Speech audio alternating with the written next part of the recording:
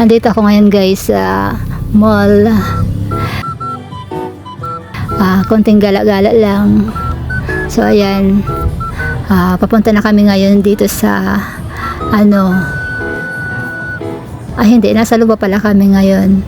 Palabas na kami ngayon ng gate. Medyo binibilis-bilisan na namin ang ang paglalakad kasi nga hapon na. Palabas na tayo ng gate ng mall.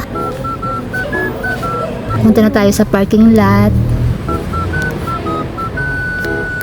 Marami pala ditong mga nagpa-park dito ko, sasakyan sa labasan. parking lot. Kaya parking lot.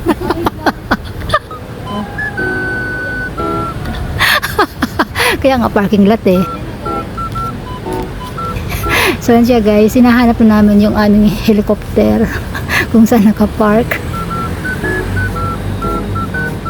Kasi andun pala sa dulo yung aming helicopter. So yan, bilis-bilisan lang natin kasi nga andun na sa dulo ngayon. Ayun na yung helicopter ko, nakasakay na kami.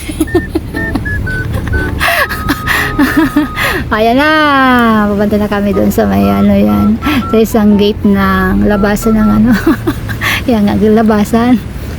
Ay, yung daming helicopter nga dito. Ayan na. Ay, na traffic pa, hindi pa kami dito hindi pa kami makalabas kasi ngayon naginto yung mga helicopter nila. So ayan, traffic tuloy. Dito kami sa sa likod doon. Nakatawid na rin kami dito. Ayan na nga, nakalabas na kami dito sa airport. So ayan siya guys. Ito na ang labasan ng terminal ng airport. So ayan na guys, bye bye.